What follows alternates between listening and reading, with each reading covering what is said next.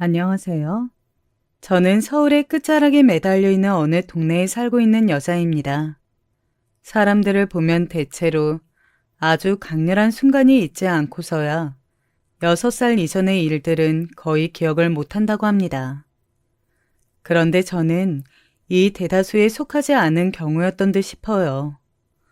어렸을 때의 일들을 거의 다 기억을 하는 편인데 이를테면 5살 무렵이었던 것으로 추정되던 시기에 이런 일도 기억을 합니다. 형, 내가 이번에 그 돈 없으면 진짜 큰일 나. 동생 살린다고 생각하고 딱 500만 원만 빌려주라. 저기 형수님, 돈 이야기 꺼내서 저도 정말 죄송스러운 마음뿐인데 저 좀 도와주십시오. 네? 작은아버지께서 저희 집에 돈을 빌리러 오셨던 때였어요. 그게 무척 인상이 깊었습니다. 저희 부모님에게 돈 이야기를 꺼내실 때의 작은아버지의 모습은 정말 간절하고 긴박해 보였습니다. 만약 지금 여러분을 향해서 가까운 친인척이 혹은 지인이 돈 500만 원을 빌려달라며 간청을 한다면 여러분은 대뜸 빌려주실 수 있으신가요? 각자의 형편이나 사정에 따라 달라지겠죠. 하지만 분명한 것은 500만 원이 현재에도 결코 만만한 액수가 아니라는 것입니다. 당시에는 어땠겠어요? 더 큰 단위로만 느껴졌었죠. 그 돈을 작은 아버지께 빌려드리는 것은 저희 부모님 입장에서도 커다란 결단이셨습니다. 그리고 저희 집이 아주 좋은 마음으로 돈을 빌려주었건만 받자마자 작은 아버지께서는 입을 싹 닫으셨어요. 이래서 화장실 들어갈 때와 나올 때가 다르다는 건가 싶었네요. 돈을 빌려준 사람은 전전긍긍을 하며 마음을 졸이는데 왜 돈을 빌려간 사람은 천하태평해 보이는지 모를 일이었습니다. 참다 참다가 저희 부모님께서 아예 나를 잡고 작은 아버지께 돈을 갚으라고 크게 종용을 하신 일이 있었습니다. 친가에서 온 식구들이 모이는 날이었고 작은 아버지께서도 꼭 자리하실 수밖에 없는 때였거든요. 그때를 저희 부모님이 노리신 것이었죠. 제발 돈 좀 갚으라고, 대체 언제 갚을 거냐고 두 분이 그러셨더니 작은 아버지께서는 아주 난리를 피워대셨고요. 내가 말을 안 해서 그렇지. 나 아직 힘든 상황이야. 이런 나한테 꼭 그렇게 압박을 주면서 수치심을 안겨주고 사람을 비참하게 만들어도 되는 거야?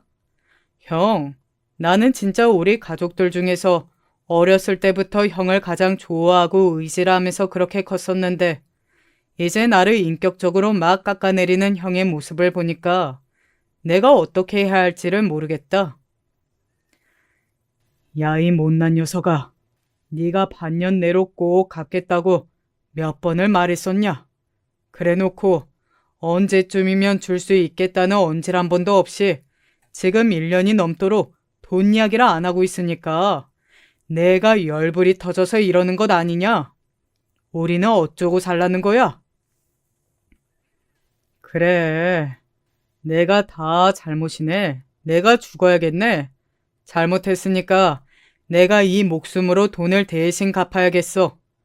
우리 형수님, 제 목숨값으로 설마 500만 원은 쳐주시겠죠? 예? 제가 그냥 이대로 죽을까요? 그래도 될까요? 작은 아버지께서 무섭게 눈을 부릅뜨시며 숨 넘어갈 듯 흥분해서 그러시자 저희 어머니께서는 크게 놀라서 주저앉고 마셨습니다. 작은 아버지께서 당장 죽겠다고 그러셔서 지켜보던 온 집안 식구들이 저희 부모님을 나무라기 시작했어요. 저희 부모님께서 일단 참는 게 맞는 거라고 다들 그랬습니다. 이러다가 사람 하나 잡겠다면서 돈보다 사람 목숨이 중요한 거 아니냐면서 다들 그러니까 저희 부모님도 고개를 떨구시는 수밖에 없었지요. 7살 때는 큰이모께서 저희 집에 돈을 빌리러 오셨습니다. 눈물을 훔치시며 반드시 꼭 금방 갚을 테니 빌려만 달라고 그러셨어요. 다른 사람도 아니고 저희 어머니의 언니이시잖아요. 외면이 쉽게 안 되었지요. 큰이모께서 하도 간청을 하셔서 그때도 없는 형편이지만 열심히 돈을 모아다가 빌려드렸었는데 알고 보니까 그걸 안 좋은 일에 쓰시려고 그랬던 것이었고 그 후로 수개월을 묵묵하게 기다리셨던 저희 부모님께서 어렵사리 돈 갚으라는 이야기를 꺼내셨을 때는 큰이모께서 경찰에 신고를 당하신 상태였습니다. 얼마나 어이가 없었던지 몰라요. 얼마 뒤에 큰이모께서는 재판을 받으셨고 감옥까지 가셨어요. 가장 황당했던 점은 큰 이모부와 그 자식들이 저희 집을 원망했던 것이었습니다. 저희 집이 그 돈을 빌려줬기 때문에 큰이모께서 불법적인 일을 저지르시는 것에 도움을 받았다는 논리였죠. 그래놓고 나중에 큰이모네 부부가 이혼을 하셨다는 점이 가장 쓴웃음이 지어지는 대목입니다. 기가 막혔어요. 대략 큰일들이 이 정도였고요. 자잘한 것까지 더하자면 더욱 많았어요. 저는 햇볕에 하루에 아주 잠깐만 들어오는 집에 살면서 돈이 대체 뭐길래 이럴까 하는 궁금증을 여전히 품고 있었습니다. 7살은 유독 길었어요. 큰이모의 사건도 있었고 다른 비극적인 사건도 있었거든요. 모두가 연말 분위기에 취해서 들떠있던 그때 아버지께서 교통사고를 당하셨습니다. 빙판길에 미끄러진 차가 그대로 달려왔어요. 그리고 아버지께서는 혼자가 아니었죠. 한쪽 손에 제 오빠의 작은 손을 붙들고 계신 채였습니다. 제가 위로 오빠가 한 명 있었거든요. 되게 똑똑했었던 기억이 나요. 주변에서 오빠를 두고 영재라고 그랬습니다. 너무 영특해서 나중에 분명 크게 될 인물이라고 동네의 모든 어른들께서 그렇게 쑥덕거리시는 것을 제가 몇 번이고 보고 들었던 바 있었어요. 똑똑한 오빠가 있었기에 부모님께서는 아무리 금전적으로 힘들어지셔도 인간관계와 가족관계가 어그러져도 늘 힘을 잃지 않으셨던 걸지도 모릅니다. 희망이라는 이름이 미래라는 얼굴이 집안에 자리하고 있었으니까요. 그게 바로 제 오빠였죠. 모두가 영재라고 불렀던 그 어린 소녀는 아버지의 손을 꼭 붙잡고 있던 그날에 숨을 거두었습니다. 반대쪽 손에 들고 있던 것은 작은 인형이었어요. 여자 인형이요. 저렴한 것이라서 포장 상태도 영 불량이었으나 그 선물의 주인공이 받았다면 무척 기뻐했을 인형이었습니다. 저를 위한 것이었어요. 오빠는 자기가 차곡차곡 모았던 코 묻은 용돈을 가지고 연말이랍시고 선물 하나 샀던 거예요. 하나뿐인 동생을 위한 여자 인형이요. 그런 아들이 아버지께서는 얼마나 기특하셨을까요? 똑똑한 데다가 동생까지 잘 챙기는 아들이 대견하였을 테고 보기만 해도 배부른 느낌이셨을 겁니다. 그런 아들이 눈앞에서 싸늘히 식어가는 걸 아버지께서는 다 보셨습니다. 병원으로 실려와서 하루 뒤에 숨을 거두실 때까지 아버지께서는 자책에 시달리는 눈물과 한숨만 토하셨어요. 어머니와 저를 향해 남기신 유언은 딱 한마디였습니다. 간신히 남기고 떠나신 유언은 미안해 라는 세 글자였죠. 저는 아버지와 오빠가 영원히 잠든 그곳에 저를 위한 선물이었던 여자 인형을 놓아주었습니다. 저 대신 그 인형이 그곳에서 아버지와 오빠를 따뜻하게 지켜주기를 바랐어요. 아직은 너무 추운 겨울이었으니까요. 겨울이 참 길더라고요.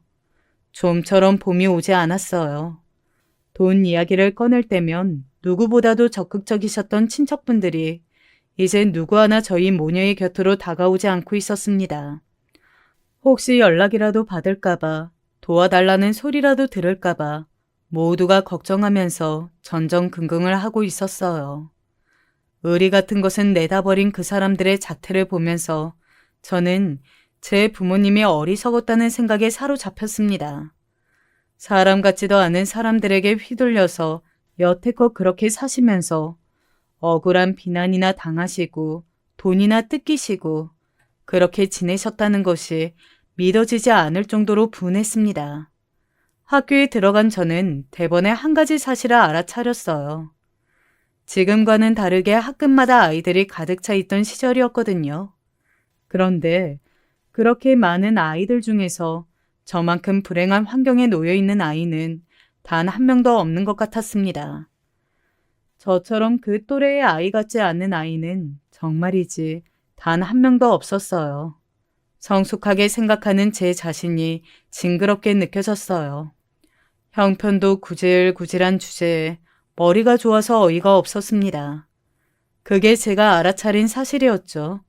제가 저보다 낮게 사는 모든 아이들보다 머리가 좋다는 것이요.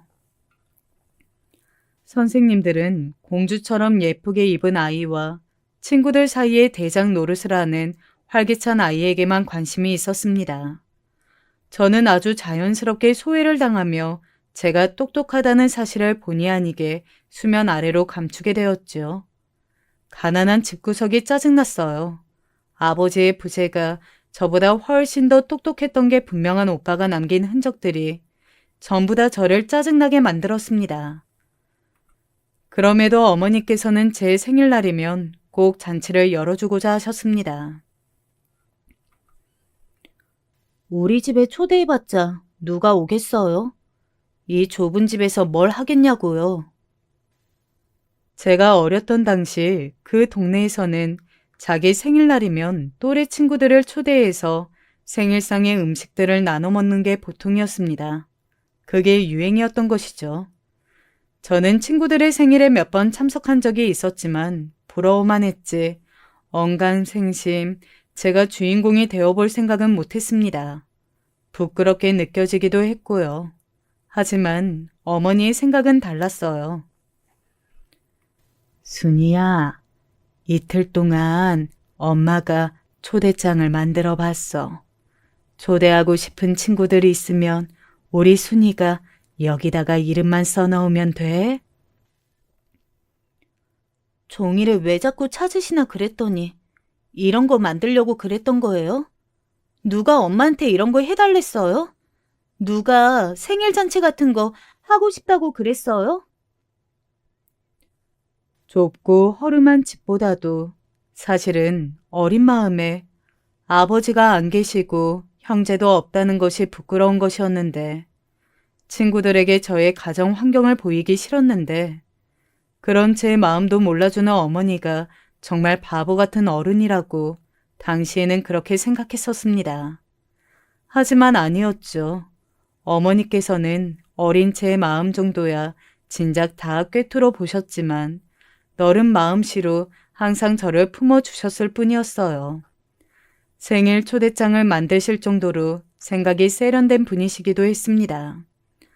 제가 생일잔치에 대한 생각으로 마음이 복잡해서 울며 잠이 들었었는데 다음 날에 일어나 보니까 어머니께서 직접 완성하신 생일 초대장에 제가 가장 친하게 지내는 친구의 이름들이 다 적혀 있었습니다. 봉투까지 예쁘게 만들어져 있었고요. 도대체 제 친구들 이름은 어떻게 아신 건지 그걸 보자 저는 아침부터 눈시울이 뜨거워져서 그날 옷소매로 눈을 문지르며 등교를 했던 것 같아요. 초대장을 받은 친구들이 신이 나서 참석을 하겠다고 했을 때도 저는 괜스레 걱정이 되었지만 막상 당일이 되자 제 걱정을 무색하게 만드는 아기자기하고도 근사한 생일상이 좁은 집 가운데에 차려져 있어서 저는 신발과 가방을 동시에 벗어던지며 집 안으로 달려 들어갔던 기억이 있네요. 어머니께서 이면지들을 모아붙인 종이로 직접 만들어주신 꽃갈모자가 민망하기도 했지만 친구들이 신나게 음식을 먹고 있었기에 저도 환하게 웃을 수 있었어요. 꽃갈모자를 쓰고 생일상의 중앙에 앉은 제가 주인공이었습니다. 그렇게 저는 아픔과 상처 위로 웃는 법을 배운 아이가 되었어요. 어머니께서 저에게 남겨주신 유산이라고 한다면 바로 그것이었습니다. 제가 11살 때 어머니께서 갑작스레 돌아가셨어요. 그날도 이른 아침 새벽에 제가 먹을 아침밥을 부지런히 차려놓으신 뒤 하루 일과를 시작하기 위해 길을 나서셨습니다. 어머니는 일을 당시에 두 군데 다니셨는데 이른 아침 새벽에는 목욕탕 청소를 가셨어요. 그리고 목욕탕으로 들어가는 계단에서 쓰러지셨습니다. 하필 그때 심근경색으로 괴로워하셨고 계단에서 발이 미끄러지셨더라고요. 불행은 이렇듯 쉽게 겹겹이 쌓였습니다. 추운 겨울날 깜깜한 길을 나서시는 게 얼마나 고단하셨을까요? 남편과 아들을 잃으시고 그래도 남은 딸 자식 하나 잘 키워보겠다는 마음 하나만 가지고서 열심히 사셨던 저희 어머니셨습니다. 병원으로 이송된 어머니의 상태는 무척 좋지 못하였어요. 의사가 착잡한 표정으로 고개를 가로젓는 것을 제가 보았습니다. 이대로 영원한 작별이라는 것이 믿어지지가 않았어요. 그래서 저는 울면서 어머니를 붙잡았습니다. 너무 간절하고 슬퍼 보이는 저를 어른들은 선뜻 말리지 못하였죠. 한참이나 그러고 있었는데 놀랍게도 정말 신기하게도 어머니께서 눈을 뜨셨어요. 그리고는 멍하게 나간 초점으로도 저를 알아보셨고 삽시간에 두 눈에 눈물이 가득 고이는 장면을 제가 지켜보았습니다. 저는 미칠 것만 같아서 아무 소리도 못 내고 어머니를 쳐다보고 있었는데요. 그때 어머니께서 정말 마지막으로 초인적인 힘을 끌어모아서 저에게 한마디를 남기셨어요. 소리는 차마 나오지 않았고 입모양뿐이었으나 저는 단박에 알아보았습니다. 그건 바로 돌아가신 아버지께서 남긴 유언과 같았기 때문입니다. 안 돼요. 미안하다고 하지 마세요. 엄마는 나한테 미안하신 것도 없잖아요. 그냥 내가 다 잘못해서 그런 것뿐이에요. 엄마는 미안하다고 하실 일이 없어요. 내가 못난 딸이라서 엄마가 나한테 미안하다고 하시도록 만든 거예요.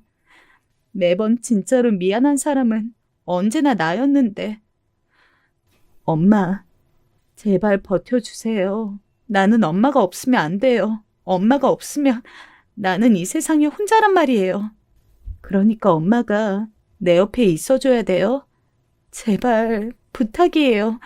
앞으로 착한 딸이 될게요. 엄마 속도 안 썩일게요. 제가 간절히 외쳤으나 어머니께서는 끝내 눈을 감으셨습니다. 감긴 그 두 눈은 영영 다시 뜨이지 않았어요. 저는 그렇게 혼자가 되었죠. 어둑하니 무섭고 무척이나 추웠던 그 겨울의 아침 새벽길이 어머니께서 걸으신 인생의 마지막 길이었다고 생각을 하니까 가슴이 아파서 미칠 것만 같았어요. 어머니께서는 추위가 없는 곳으로 떠나셨고 아버지와 오빠 곁에서 안식을 취하셨어요. 저는 제가 그곳에 두었던 여전히 그 자리에 있는 여자 인형을 정성스레 매만진 뒤 다시 내려놓았습니다.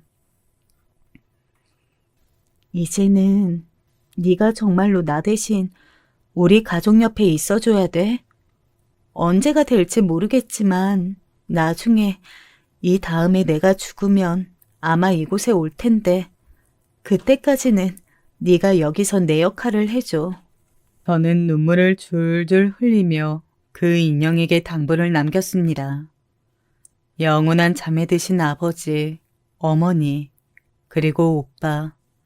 그곳에 있는 여자 인형을 보자 저까지 포함한 네 식구가 이곳에 못 박히듯 자리한 것 같아서 너무나도 서글펐어요. 어째서 우리 가족은 이런 고통을 연달아 겪어야 하는지 의문이었습니다. 제가 슬픔 속에 잠겨있던 동안 친인척들은 각자 이런저런 핑계를 대고 있었죠. 순이 쟤는 죽은 자기 오빠만큼 똑똑하지는 않지?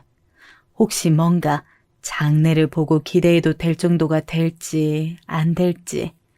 나중에 잘 돼서 돈이나 잘 벌 인물일지. 글쎄다. 나도 딱히 순이가 영재라느니 하는 소리를 못 들어본 것 같은데. 다들 마찬가지죠? 죽은 애만 유별났을 뿐 순이는 평범했지. 하여간에 나는 꼭 그런 이유가 아니더라도 어차피 순이를 거두어갈 형편이며 상황이 전부 안 된다는 점을 모두 알아주세요. 나는 아주 떳떳하게 순이를 안 맞는 겁니다. 다른 핑계 없이 정말로 형편이 안 돼서요. 누구는 형편이 되는 줄 아나? 나도 안 돼.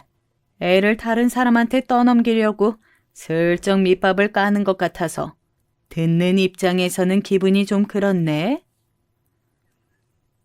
아무도 애를 안 맞겠다고 그런다면, 진짜로 아무도 없다면 애는 고아원에 가게 될 텐데 그렇게 되면 애가 불쌍해서 어떡하나. 아이고야. 하긴 불쌍하다고 해서 다 될 일이면 우리나라에 불쌍한 애는 안 남아 있었겠지. 저는 뻔히 그런 이야기를 다 듣고 있었습니다. 가슴이 후벼 파지는 저에게 상처를 주는 말들이었으나 그것으로 제가 좌절하고 그러지는 않았습니다. 그 사람들은 전부 이름만 친척일 뿐 어머니와 저에게 하등 도움 한 번을 준 적이 없었으니까요. 아버지와 오빠가 살아있을 적에도 저희 집에 민폐만 끼쳤었으니까요. 그런 사람에게 기댈 거 하나 없었고 기대고 싶지도 않았습니다. 그래서 저는 덤덤하게 고아원으로 가게 된 저의 운명을 받아들였습니다. 기껏 친해진 친구들을 두고 전학을 가야 한다는 게 아쉬울 따름이었죠. 친척 어른들은 전부 저에게 미안하다고 그랬습니다. 종종 들르겠다는 말도 있었습니다. 그러나 저에게 진심으로 미안해하는 사람은 아무도 없어 보였고 고아원에 들르겠다던 약속을 지킨 사람 역시 아무도 없었습니다. 저는 더 어렸을 적에 품었던 생각, 돈이 뭘까에 이어서 어른은 믿을 게 못 된다는 생각을 추가하게 되었어요. 그리고 저 혼자 불행하고 힘들다며 떠들기에는 너무나도 많은 아이들이 저마다 다 그렇다고 외치고 있는 곳이 고아원이라는 사실을 금세 깨닫게 되었지요. 각자 개성은 다 달랐으나 제가 느꼈던 고아원 아이들의 공통점이 딱 한 가지가 있다면 그건 바로 관심에 목말라 있다는 점이었습니다. 애정어린 관심을 받을 수만 있다면 무엇이든 할 것 같은 아이들이었어요. 그 틈 바구니 속에서 제가 잘 살아남을 수 있을지 걱정이었습니다.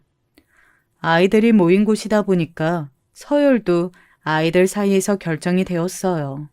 나이가 우선이었죠. 나이로 찍어 누르면 밑에 아이들은 꼼짝 못했습니다. 그런 식으로 위계 질서가 형성이 되었고 아무도 거스르지 못하였어요. 특히나 언니들도 그렇지만 오빠들이 무서웠습니다. 제가 나이에 비해 일찍이 성숙한 생각들을 했다고 언급을 드렸죠. 그랬던 덕분에 저는 오빠들을 본능적으로 경계해야 한다는 사실을 알았어요. 어린 여자아이만큼 손쉽고 구미가 당기는 먹잇감은 또 없을 것 같았거든요. 고아원의 원장님을 비롯한 어른들은 그 많은 아이들에게 전부 관심을 기울여 주실 수가 없었습니다. 적당한 방치가 이루어지고 있었죠. 도움을 청하는 게 썩 좋게 먹힐 방법은 아니라는 뜻이었습니다. 저는 이곳에서 어떻게 살아남을까 하는 것을 걱정하다가 제 머리가 꽤 좋다는 사실에 주목했어요. 이걸 이용하면 될 것 같았죠. 그래서 고아원에 들어간 뒤 새로 다니게 된 학교에서 시험 공부에 매진을 했습니다. 제가 가지고 있던 모든 집중력을 발휘하였고 당연하다면 당연하게 아주 좋은 성적을 받았어요. 단박에 학교에서 주목받는 학생이 되었습니다. 그리고 저는 제가 받은 성적표를 고아원의 원장님께 드렸어요. 아니, 이게 뭐야? 난 또 직접 나한테 쓴 감사 편지인가 했더니 아니구나. 이게 웬 거지? 성적표? 학교에서 받은 성적표? 순이야, 이게 정말 네 성적이 맞아? 네, 원장님. 학교에서 선생님들이 칭찬을 많이 해주셨어요. 제 성적을 보고 다들 기뻐하시길래 원장님도 기뻐하셨으면 좋겠어서 성적표를 보여드리고 싶었어요. 이럴 수가. 아무런 공부도 따로 시킨 것이 없는데, 게다가 마음 추스리기에도 힘든 시기일 텐데 전 과목에서 100점을 받아와? 순이야, 네가 아무래도 영재인가 하는 그런 것 같구나? 제 성적표를 쥔 원장님의 주름진 손이 바들바들 떨리고 있었습니다. 저는 그곳으로 되었다 싶었어요. 아니나 다를까 그 이후로도 저는 학교에 이어 고아원에서도 선생님들의 주목과 관심을 받는 아이가 되었습니다. 똑똑한 제가 고아원의 앞길을 밝혀줄 거라고 이야기를 하는 선생님도 계셨어요. 12살이라서 입양을 가기에 인기가 좋은 때는 결코 아니었지만 이렇게 머리가 좋다면 혹시 또 모를 일이라고 떠드는 선생님도 계셨죠. 그렇게 되기 위해서는 제가 유행으로 한두 번 좋은 성적을 낸 게 아니라 정말로 대단하게 머리가 좋다는 것을 더 증명해야 할 거라는 소리도 덧붙이셨습니다. 저는 그럴 자신이 있었습니다.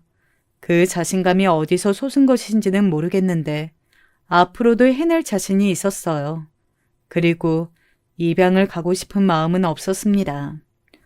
중학교에 들어가기 전에 입양을 가는 것이 좋다고 그런 이야기가 들려왔으나 조금도 구미가 당기지 않았어요. 어른들이란 믿을 수 없었습니다. 당시 저는 고아원에 있는 아이를 입양해 가는 집이라면 필시 돈과 관련해서 수상쩍은 구석이 있을 게 틀림없다고 여겼어요. 어쩌다 그런 생각을 하게 됐던지까지는 모르겠습니다. 제가 입양을 가는 것에 상당히 부정적인 마음을 가지고 있었고 어른들을 믿지 않고 있었다는 것만은 아주 확실했어요. 그래서 저는 머리가 좋은 저를 입양할까 말까를 고민하며 고아원에 찾아온 어른들을 향해 시큰둥한 태도를 보였습니다. 마음속의 어두움을 조금만 꺼내 보여도 저는 우중충하기 짝이 없는 아이로 변신했기 때문에 하도 어두워서 키우기 꺼려지는 아이처럼 구는 것은 아주 쉬운 일이었어요.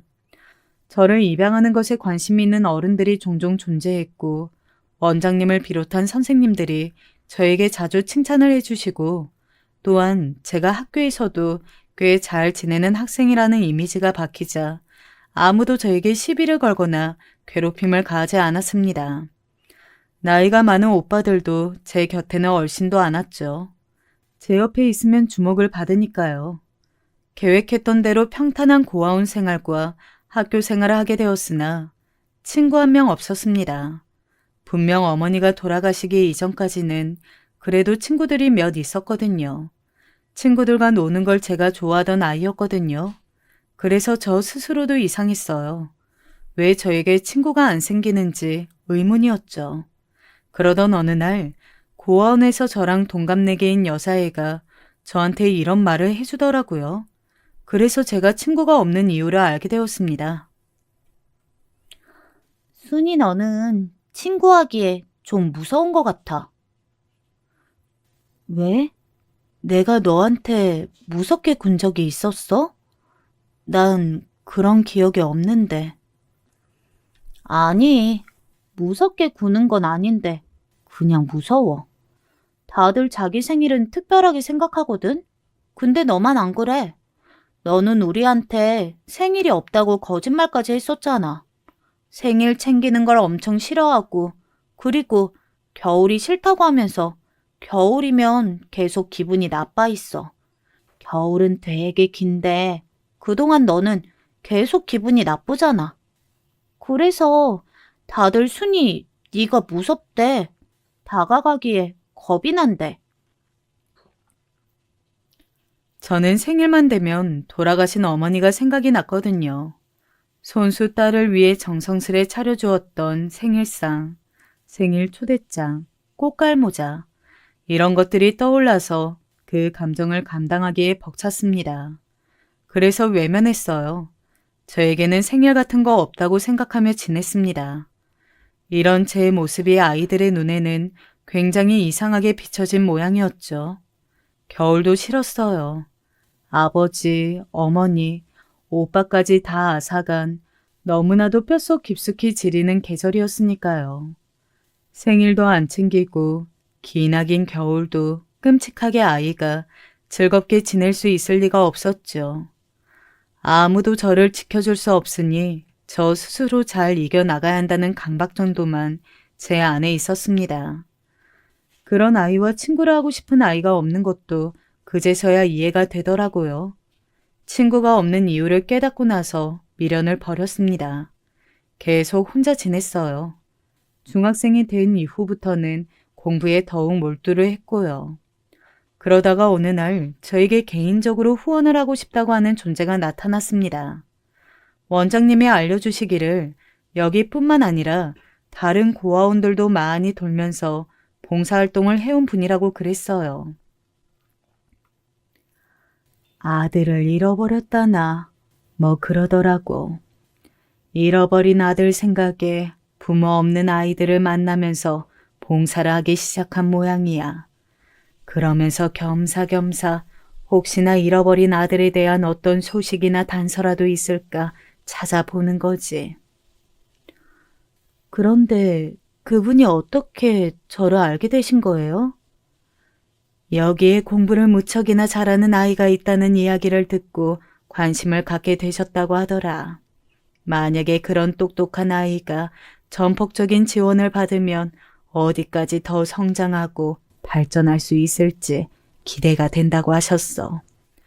그러면서 순이 네가 앞으로 필요한 문제집, 학용품, 학원 다니는 비용 이런 것들을 다 대겠다고 하시더구나. 그분도 주머니 사정이 아주 넉넉하신 분 같지는 않아. 어린 아들을 잃어버리고 솔직히 제정신이겠어. 돈도 그렇고 많이 힘드셨을 테지. 그래도 아이 한 명쯤은 책임을 지고 후원을 쭉 하실 수 있다고 그렇게 자신을 하시네. 내 생각에는 다시 없을 기회 같은데 순이 너는 내 욕심과는 다르게 어디에 입양을 가는 것도 원하지 않잖아. 그러니 이런 후원자를 만나는 게 최고의 방식이라고 할 수 있지. 무슨 말씀을 하시는 건지는 알아들었어요. 그런데 제가 궁금한 점은요. 그렇게 해서 그분이 얻으시는 건 뭐죠? 얻는 것? 글쎄다. 아마 보람이 아닐까? 후원을 한 아이가 잘 되면 기쁘고 벅찬 감정이 들 테지. 이해가 안 가요. 그런 건 대가라고 할 수가 없잖아요. 분명히 그분은 저에게 뭔가 원하고 바라시는 게 있어서 그러시는 걸 거예요. 좋은 마음 하나로 돈을 쓰는 어른이 세상에 어디 있어요? 저는 그렇게 순진하지 않아요, 원장님. 순이야, 네가 똑똑하고 똑부러지기까지 하다는 걸 나도 이제는 잘 안다. 내가 너의 생각을 바꾸어 놓는 것은 무척 힘든 과정이 될 테지. 그러니까 나는 지금 너를 설득하지 않으련다. 다만 그 후원자 어른을 의심하고 경계를 하면서 도대체 그 안에 숨겨진 저희가 뭘까 궁금해하면서 그 후원을 받지 않겠니? 받으면서 생각을 해도 되는 거잖아. 순이야, 네 미래를 위해서 부족함 없이 공부를 할 수 있게끔 꼭 후원을 받았으면 좋겠구나. 원장님의 말씀에 제 마음이 흔들리는 게 스스로 느껴져서 당황스러웠어요. 저는 그동안 원장님을 따르면서도 저를 지켜줄 방패 정도로만 생각을 했을 뿐이지 원장님이 좋은 어른이라고 생각해 본 적이 없었습니다. 계산적이고 적당히 속물적이고 가끔은 나태한 그런 분이라고만 여겨왔었어요. 고아원이 운영되는 실정을 보면 그런 생각이 들 법했죠. 고아원은 늘 다사다난했고 이곳을 지옥으로 여기고 있을 아이들이 많았거든요. 그런데 그날 그 순간에 제 앞에서 보여주는 원장님의 눈빛은 진심이 가득했습니다.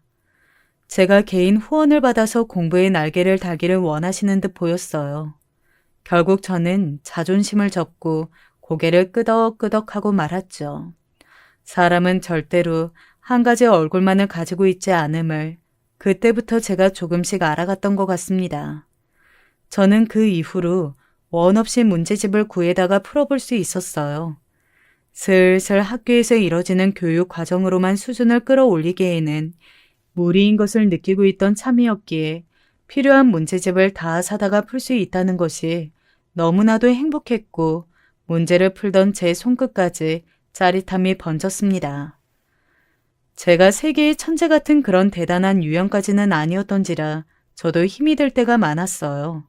막히는 문제 앞에서 좌절도 많이 했었고 공부를 하는 게 어느 순간 너무 감당하기 힘들 만큼 벅차서 다 놓아버리고 싶은 마음이 들 때도 있었습니다. 저는 그럴 때마다 저를 대신해서 제 가족들과 함께하고 있는 오래된 여자 인형을 머릿속에 그렸어요.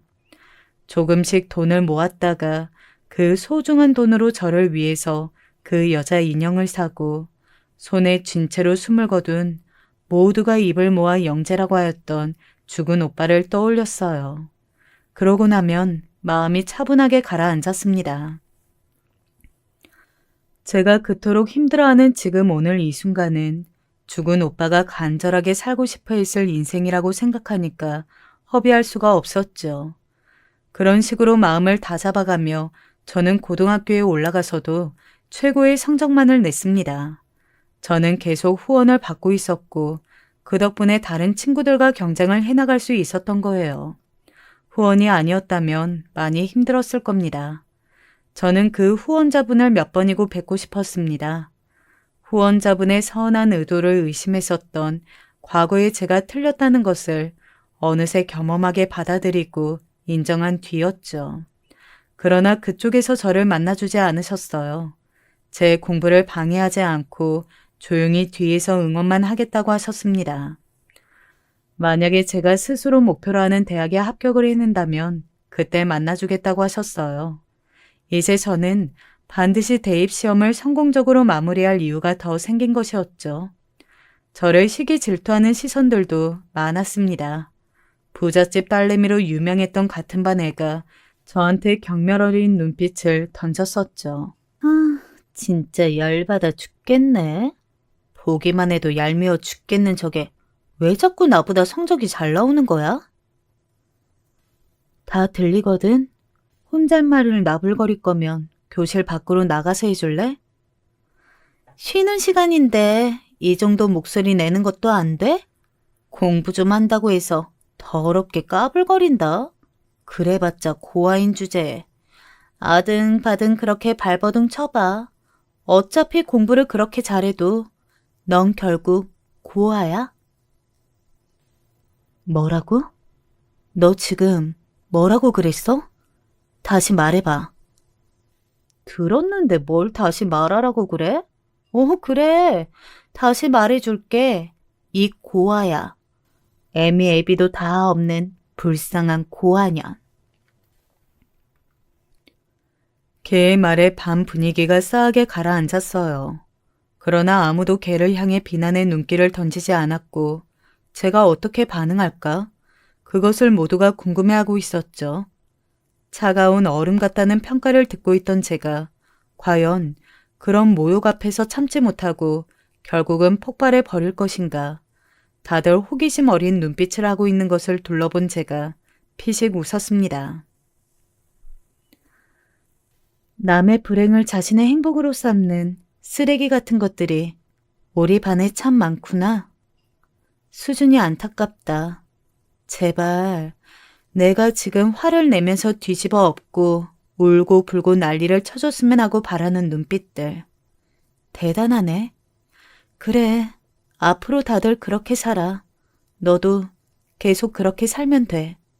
애미 애비 다 없는 불쌍한 고아년보다도 항상 성적이 못 나와서 열등감에 치를 떨고 발작을 해대는 세상에서 제일 불쌍하고 한심한 년으로 계속 그렇게 살아. 저는 당당하게 맞섰고 그러자 악에 바친 개가 제 머리채를 잡았었죠.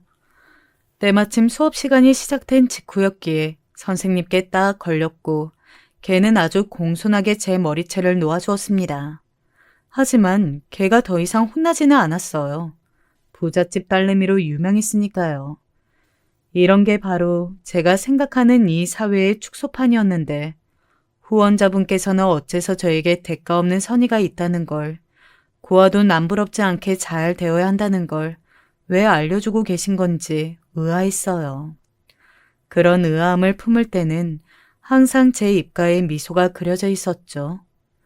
제 머리채를 잡았던 걔는 대입 시험 이후에 재수를 곧장 결정했습니다. 엉엉 울었다고 하더라고요. 그리고 저는 드디어 후원자분을 만나게 되었어요. 만나기로 한 곳에서 저는 일찍 도착해 있었고 깔끔하게 차려입은 중년의 남자가 가게 문을 열고 들어오자마자 그분임을 직감하였습니다. 역시나 저와 눈이 마주치자 다가오시더라고요. 저도 모르게 얼른 일어나서 꾸벅 인사를 드렸죠. 그간 사진으로만 보고 편지로만 인사를 했는데 이렇게 직접 만나게 되니까 정말 반갑구나. 순이야, 서울대 의대라는 최고로 멋진 결과를 낸 것 정말 축하한다. 이제 보니까 후원자 아저씨가 꽃다발을 들고 계셨더라고요. 저에게 그걸 내밀어 주셨습니다. 저는 후원자분께서 어떤 분이실지 그간 머릿속으로 상상으로만 그려왔던지라 이런 순간을 맞을 줄은 모르고 지냈던 바였습니다. 예상을 못한 상황이어서 그랬던 것인지 꽃다발을 받아들며 제가 눈물이 나고 말았어요. 당황한 제가 울어서 죄송하다고 말씀을 드렸습니다. 그러자 후원자 아저씨께서는 다정한 목소리로 괜찮다고 그럴 것 없다고 해주셨어요. 그 다정한 어투에 마음이 울렁거렸습니다. 강한 척, 냉정한 척, 아무렇지 않은 척, 온갖 척이란 척은 다 하면서 제가 지내왔다는 게 실감이 나더라고요. 사실 저는 고아원의 다른 아이들처럼 애정과 관심에 목마른 아이였을 뿐이고 하늘나라로 떠난 제 가족들이 너무나도 보고 싶어서 매일같이 그리움으로 힘들어하는 사람이었을 뿐이었어요. 저는 남들이 일생일대의 목표로 잡아도 힘들다는 그 어려운 서울대 의대 입학이라는 엄청난 쾌거를 이뤄냈습니다. 하지만 합격 사실을 알았을 때에도 울지는 않았었거든요. 내심 제가 추락하기를 바라는 것처럼 보였던 학교의 친구들이, 고아원의 아이들이 결국은 제가 해낸 것을 보면서 코가 납작해졌다면 그것으로 만족이었습니다. 죽은 오빠를 대신해서 제가 최고의 대학에 들어갔다면 그것으로 다 된 거라고 생각했었어요. 하지만 그런 것조차도 강한 척을 하는 과정 중 하나였다는 것을 저는 후원자 아저씨 앞에서 깨달았습니다. 저에게 안겨진 아름다운 꽃다발, 그 화려한 색감보다도 더욱 제 가슴 속에 부드러이 스며든 후원자 아저씨의 다정한 말투 하나에도 저는 언제든 무너질 준비가 되어 있었던 약한 모습을 가진 사람이었습니다. 주체할 수 없을 정도로 울고 말았어요. 다른 사람들이 놀라서 다 쳐다보았는데 그럼에도 멈출 수가 없었습니다. 후원자 아저씨께서는 제가 후련하게 다 울면서 제 내면 속에 감춰진 저 스스로를 마주할 수 있도록 기다려 주셨고요. 머리가 깨질 정도로 다 울고 나니까 그제서야 민망함이 몰려왔습니다. 제가 대체 무슨 짓을 벌인 건가 싶었어요. 오래도록 저를 후원해 주신 분 앞에서 이렇게 울긴 하다니. 저를 이상한 아이로 보실 것 같아서 너무나도 부끄러웠습니다. 그렇게 울고 나면 에너지를 너무 많이 써서 배가 고파지더라. 순이야, 여기서 이러고 있지 말고 아저씨하고 맛있는 거 먹으러 가자. 순이가 먹고 싶어하는 걸로 아저씨가 사줄게. 거절하는 신용을 할 엄두조차도 안 나서 고개만 끄덕였었죠. 저는 후원자 아저씨를 보면서 이게 진정한 어른이구나 라는 기분을 느끼고 있었습니다. 어른다운 어른이셨어요. 메뉴는 돈가스였습니다. 당시에는 그게 저에게 최고로 맛있고 탐이 나는 음식이었거든요. 옆자리에 꽃다발을 두고 돈가스를 먹는 동안 마치 부잣집 아가씨라도 된 기분이 들어서 즐거웠어요. 후원자 아저씨께서는 제가 어색해하지 않도록 이런저런 말씀을 건네주셨죠. 그 배려가 감사했습니다. 후원자 아저씨가 편하게 느껴진 것인지 저도 모르게 이런 질문을 건네고 말았었죠. 아저씨께서는 아까의 저처럼 그렇게 울어보신 적이 있으세요?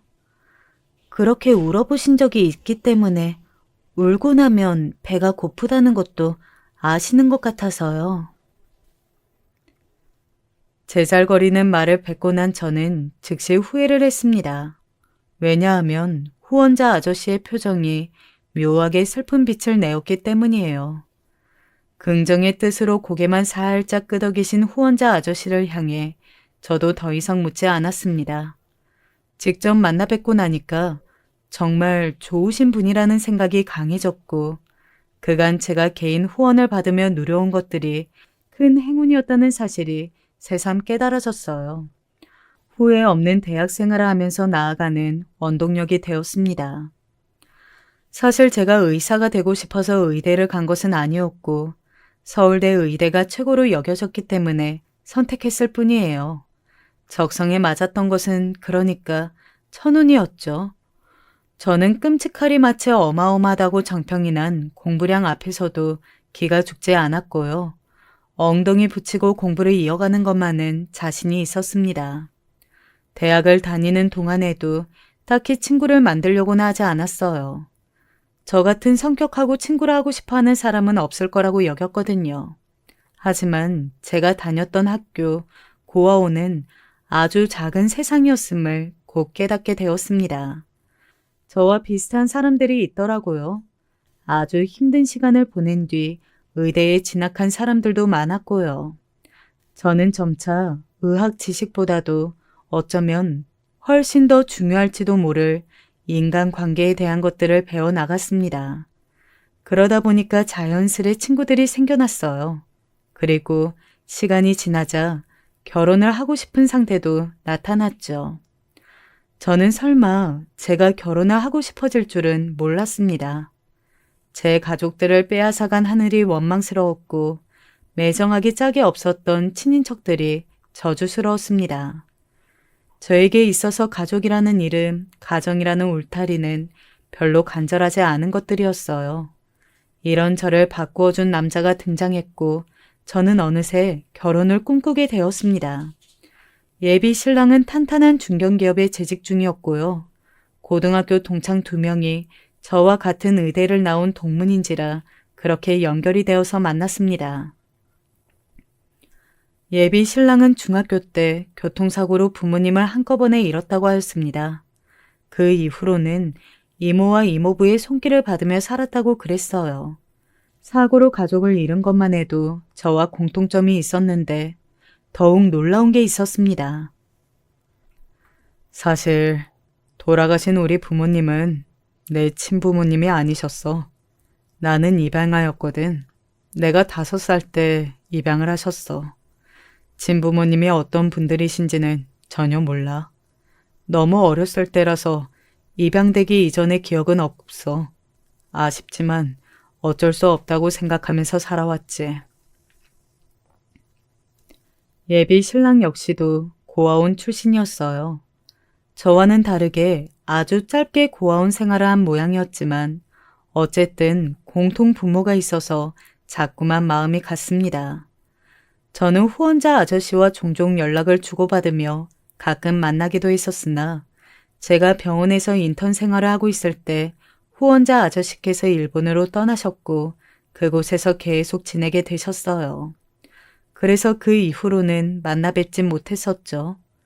가끔 연락만 드리고 있었는데 아무래도 결혼 소식을 전해드려야 할 것만 같았습니다. 그리고 저는 후원자 아저씨와 함께 신부 입장을 하고 싶었거든요.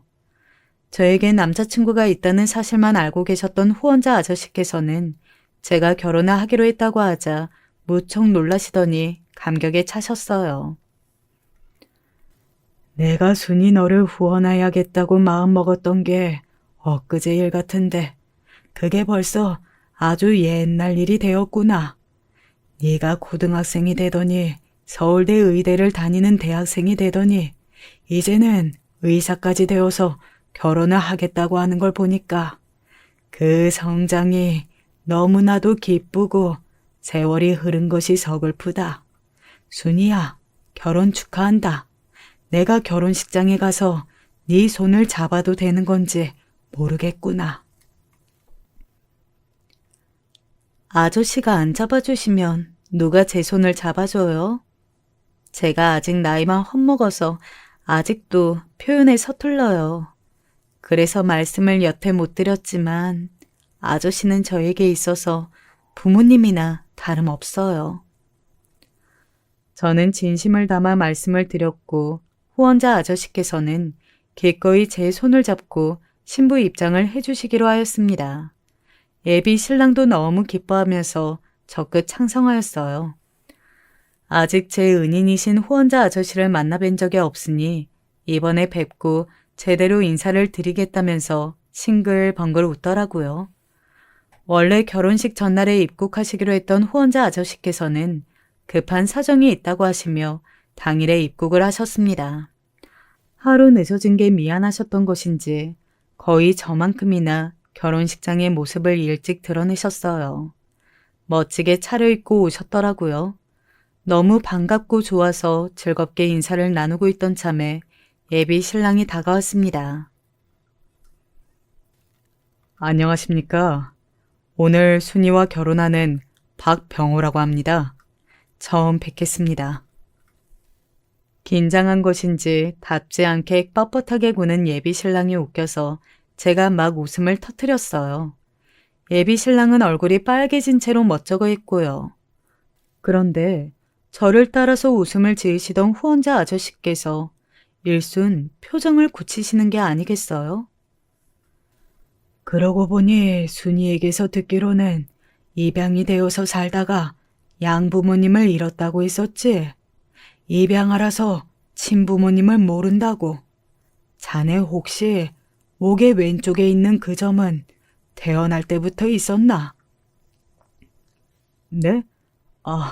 모르기는 몰라도 아마 그럴 겁니다. 학교 다닐 때 목에 해팔이 있다고 놀림을 많이 받았습니다. 네, 내가 정말 혹시나 싶어서 묻는 건데 자네 몸에 그런 점이 하나 더 있지는 않는가? 예를 들면 그게 등에 있다던지. 와, 어떻게 하셨어요? 정확히 맞히셨습니다. 제가 등에도 이렇게 생긴 점이 하나 더 있는데 그걸 보고도 친구들이 놀려댔었죠. 유쾌하게 대답을 하던 예비 신랑이 문득 뭔가 이상함을 감지했는지 표정을 굳혔어요.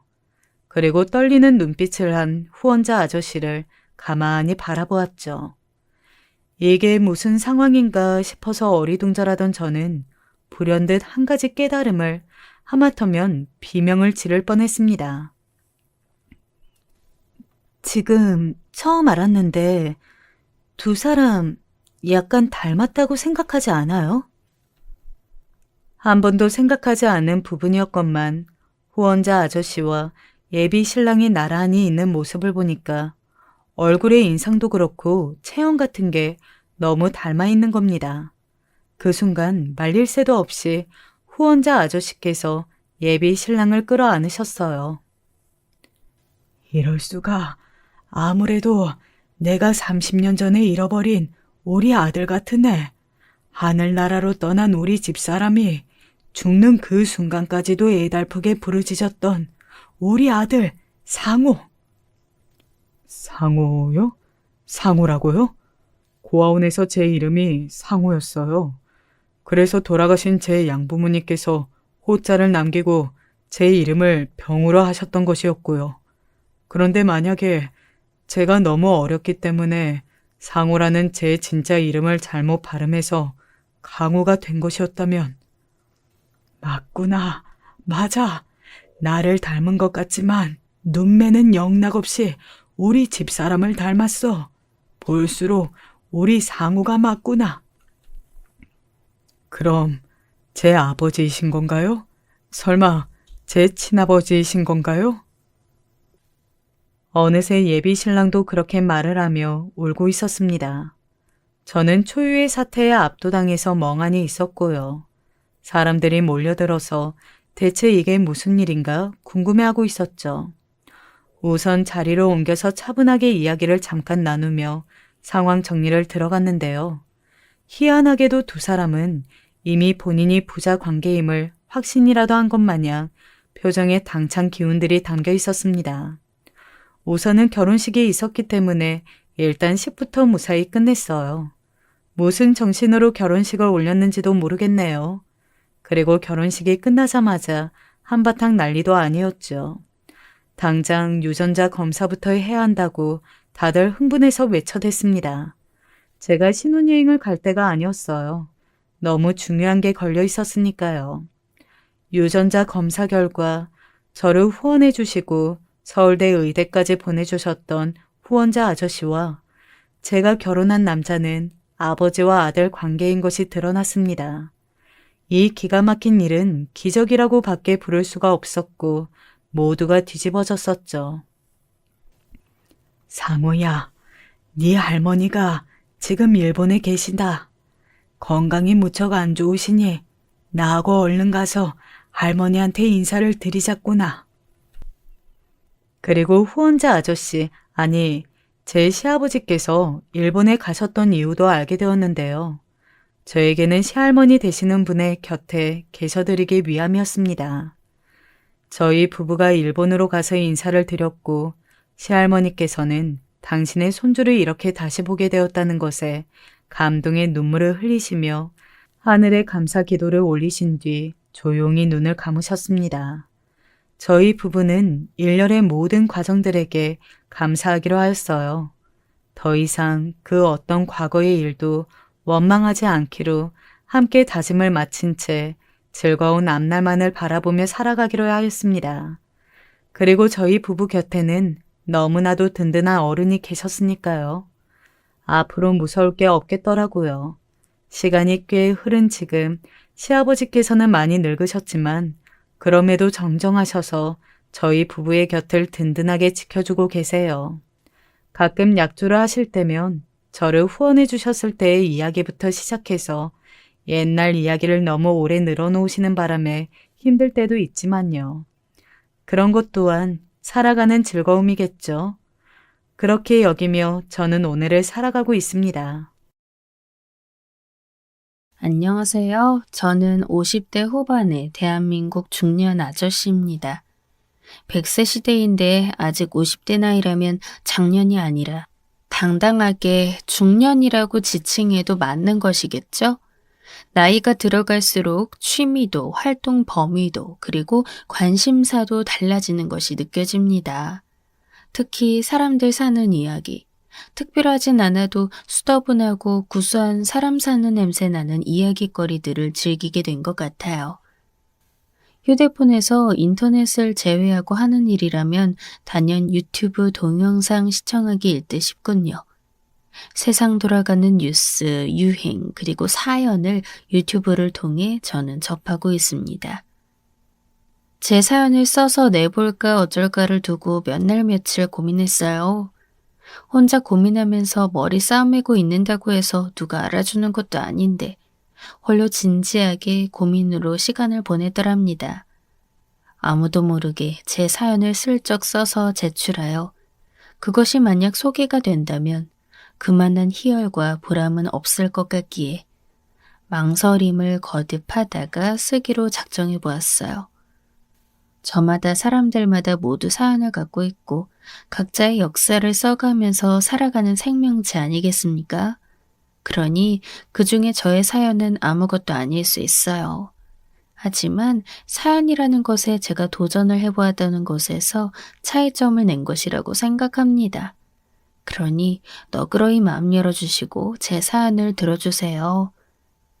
혹시나 제 사연을 접하고 나서 알아보는 이가 있을까 싶어 이야기 속에서 신상이 유추될 만한 요소들은 최대한 생략하거나 적당히 비슷한 것으로 꾸며내겠습니다. 제 신상이 유추되는 건 상관없습니다만 사연 속에 등장하는 다른 누군가가 밝혀지는 것은 원치 않는 마음에서입니다. 이만 각설하고 저는 20대 팔팔하던 시절에 그 힘을 공장일에다 쓰고 있었더랍니다. 친척형을 따라 시작한 일이었죠. 원래는 지지부진한 일들을 전전했는데 그런 저의 상황을 한 친척형이 크게 선심 써준 덕이었어요. 그 공장의 사장과 친척형이 잘 아는 사이였어요. 그래서 그 공장에서 친척형이 실권력자였고요. 사장은 공사가 다망하여 바깥으로 돌고 있었으니 친척형이 왕노릇할 때가 태반이었습니다. 그런 친척형 덕분에 제가 후광을 얻어서 어느 정도 으스대며 일할 수 있었던 것 같네요. 학연, 지연, 혈연으로 돌아가는 게 우리나라 사회라고 하지 않습니까? 친척형은 지연으로, 그 아래로 딸려온 저는 혈연으로 이렇게 이어져 공장에다 또리를 들고 일을 했어요. 저희 친척형은 그때 젊을 적 굉장히 얄미운 인간이었습니다. 젠체하길 좋아했고 뭣도 아니면서 떵떵거리는 버릇이 있었죠. 여자들에게 추파를 던지는 몹쓸 습관까지 있었기에 형수님이 당시 엄청 속에다 화를 쌓아놓고 사셨던 걸로 기억합니다. 그런 친척형 밑에서 저는 안 좋은 부분들을 최대한 담지 말아야겠다. 그런 생각을 주제했어요. 친척형에게서 부당한 갈굼당한 사람들이 돼서 오만 욕을 다 해대는 걸 몇 번 보면서부터 그런 다짐을 먹게 됐던 것 같아요. 어쨌거나 저는 그 혈연 덕분에 일자리 얻어서 돈을 벌고 있었으니 친척형에게 늘 감사하기야 했었죠. 제가 그 공장에서 일한 지 2년이 훌쩍 넘어가던 때였는데요. 겨울 초입의 어느 날이었습니다. 그쪽 부근에는 공장들이 여러 개 있었는데요. 제가 몸담고 있던 그 공장은 규모가 있었기에 그만큼의 부지를 필요로 했으므로 다른 코딱지만한 공장들이 다닥다닥 붙어있는 것과는 살짝 거리가 떨어져 있었어요. 그 공장에 커다란 구내식당이라거나 본격적인 부대시설은 갖춰져 있지 않았어요. 다만 주방 일을 맡았던 이모님께서 밥을 짓고 김치를 내오시면 각자가 자리 잡고 앉아 그것만 먹거나 가져온 반찬을 곁들여 먹는다거나 누군가는 또 특이하게 조리 도구를 가져와서 라면을 끓여 먹기도 했습니다. 그런 공간 정도야 있었죠. 말씀드렸다시피 혈연이라는 과정을 통해 그 공장에 발을 들인 사람이 저였기 때문에 친척형을 따라 저는 외근도 가끔 나간 적이 있었어요. 그럴 때면 공장 단지 사람들이 주로 이용하는 식당에서 밥을 먹기도 했어요. 어떻게 보면 특권과도 같은 근무였죠. 하여간 그날도 밖에 나갔다가 늦은 점심을 공장 단지의 식당에서 먹었어요. 메뉴가 뭐였는지 정확히 기억은 안 나도 10중 8구 찌개였을 겁니다. 제가 찌개랑 밥을 허겁지겁 먹고 있는데 문득 고개를 들어보니 웬 젊은 놈이 행색 한번 꼬질꼬질해서는 돌아다니면서 껌을 팔고 있는 게 눈에 보이더군요. 쓰면서 지금 생각해보니까 요새는 껌이라는 것 자체를 사람들이 선호를 안 하는 것 같네요. 옛날엔 별별 껌들 다 있었고 신상품도 많이 나왔는데 사람들이 껌을 잘 안 씹게 되면서 기껏해야 유명한 게 자일리톨 껌 정도만 남은 것 같습니다. 껌이란 게 어느새 추억의 식품이 되었군요. 하지만 옛날엔 껌들 많이 씹었잖아요. 그만큼 많이 팔았고요. 그런 껌을 몇 종류 가져다가 품에 가지고 다니면서 팔고 있는 그 젊은 놈이 제 눈엔 좀 놀라웠습니다. 날도 이렇게 추운데 저러고 돌아다니는 것이 신기하기도 했고 그만큼 딱하다는 생각이 들었죠. 허우대도 나름 멀쩡해 보이는 젊디 젊은 놈이 어쩌다 껌을 파는 껌파리로 있는 건지.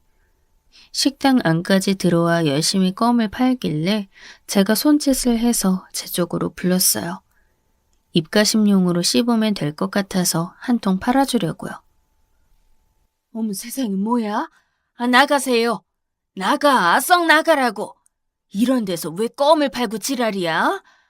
아휴, 거지놈이 짜증나게 하고 있어.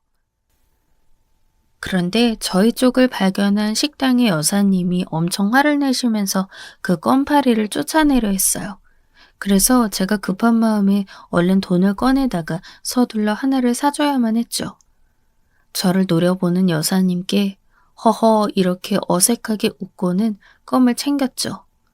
제 행동에 껌파리는 순간 커다란 감동을 받은 듯 했어요.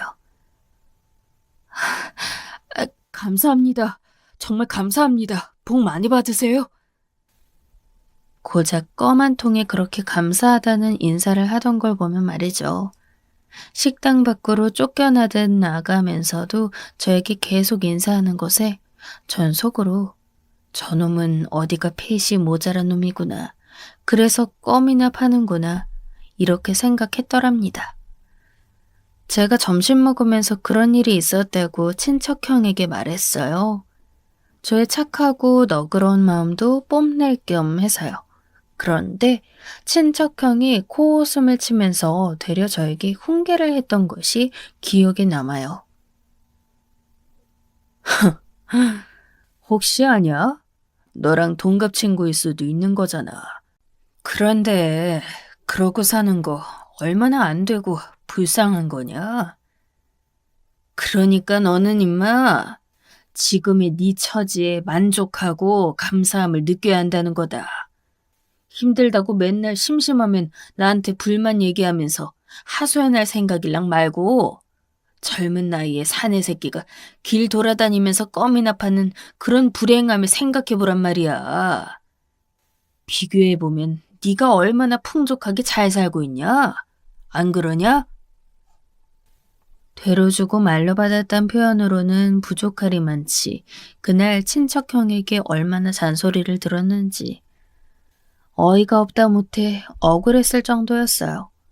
그 껌파리에게서 샀던 껌 한 통을 다 먹는 동안에는 하여간 그 억울함이 계속 갔었죠. 그리고 2달이 더 지났을 때였습니다.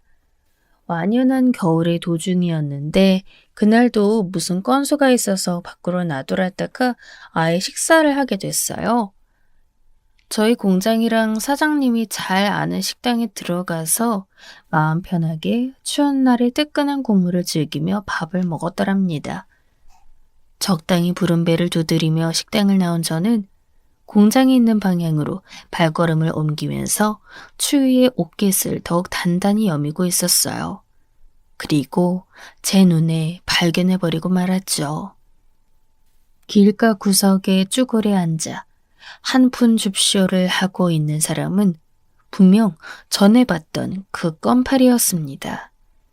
이전보다 더 악화된 상황임이 한눈에 보이기 실이 더 추리한 몰골이 되어서는 고작 구걸을 하고 있었습니다.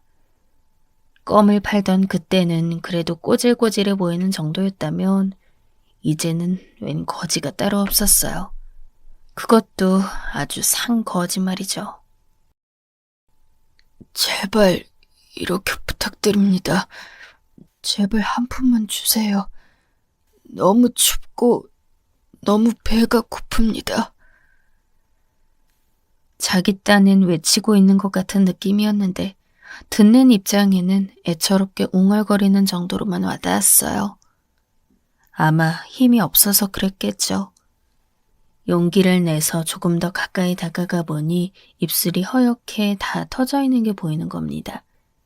입은 옷도 당연히 보온에 취약해 보였고 소매 아래로 나온 손은 추위에 살갗이 전부 터서 얼어붙은 채로 거친 상처들이 나 있었어요. 보기 안쓰럽다 못해 아주 눈살이 찌푸려질 정도였죠. 제가 바로 앞에 서니까 지저분한 머리통이 절 올려다봤습니다. 저는 한 푼 줄 작정이었어요. 도저히 그냥은 못 지나치겠더군요. 그래서 돈 줄 테니 기다려보라고 그렇게 말하며 주머니를 뒤졌는데 손에 잡히는 게 없는 거예요. 의문스럽게 고개를 갸웃하며 계속 애꿎은 주머니를 전부 뒤지던 저는 뒤늦게 아차 싶었습니다. 그 공장에다가 벗어두고 온 작업복 안주머니에 돈이 들어가 있는 게 기억난 것이었죠. 작업복 위에 두꺼운 겨울 외투까지 걸쳐 입으려니까 그러기 어려워서 그냥 작업복은 벗어두고 나왔던 참이었습니다. 저희 공장의 사장과 막역한 사이라서 장부에다 공장 이름 대고 그냥 밥 먹을 수 있는 식당에서 식사를 했던 터라 수중에 돈이 없다는 걸 깨닫지 못하고 있었던 것입니다. 아이씨, 뭐 이런 상황이 다 있지. 저기 미안한데 돈을 작업장에 두고 와서 지금은 못 주겠습니다. 진짜 너무 안타깝고 미치겠네요. 제가 장난치는 거 아니고 빈말도 아닙니다. 정말 한 푼이라도 주고 싶은데 그러지를 못하니까 제가 너무 미안합니다. 제가 민망함에 속으로 뒷머리를 벅벅 긁으며 어렵사리 말을 꺼내니 그 전직 껌팔이었던 거렁뱅이가 반응을 뭐라고 했는 줄 아시나요? 아, 그러냐면서 그냥 그렇게 말하면서 저한테 배시시 웃어주었어요. 추위에 볼은 죄에 터져가지고선 돈을 주겠다고 했다가 갑자기 못 주겠다고 하는 변덕쟁이한테 그렇게 웃어줬던 겁니다. 그러니까 제가 너무 당황스럽더라고요. 저도 모르게 어버버하면서 물어봤죠. 하도 힘이 없어 보였거든요. 혹시 밥은 언제 먹었습니까? 글쎄요. 그게 잘 기억이 안 나는데요. 아이고야, 이거 아주 큰일 날 사람이네. 농담이 아니라 분명 진담으로 오래 굶었다고 말하는 그 앞에서 제가 경악하고 있을 때 바로 근처에 있는 작은 슈퍼에서 사장님이 나오셨어요. 그러더니 대뜸 삿대질을 하셨죠. 아직도 이러고 있었네. 썩 꺼지라니까. 자꾸 쫓아내도 이쪽으로 오고. 거참, 사람 열받게 하고 있어. 지난번에 그렇게 호되게 당했으면 다시 오질 말아야 할 거 아니야. 기껏 그래서 사라졌나 싶었는데 또 이렇게 며칠 만에 나타나서 여기서 아주 또 지랄을 떨고 있네. 이미 전직 껌팔이었던 거렁뱅이의 악명은 높은 모양이었습니다.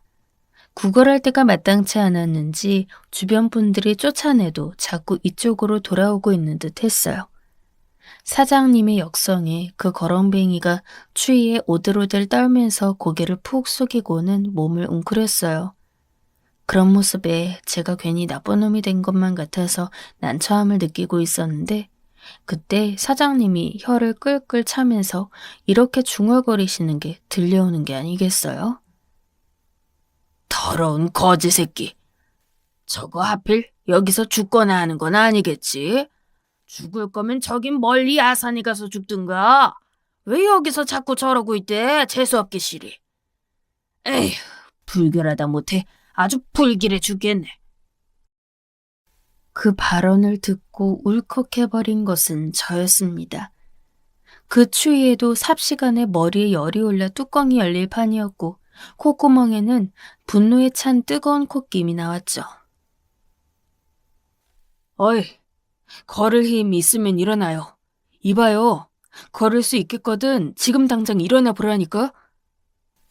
저는 어느새 눈앞에 거렁뱅이를 일으켜 세우려 하고 있었어요. 영문을 모르고 당황한 그에게 제가 단호한 말투로 선언해 주었습니다.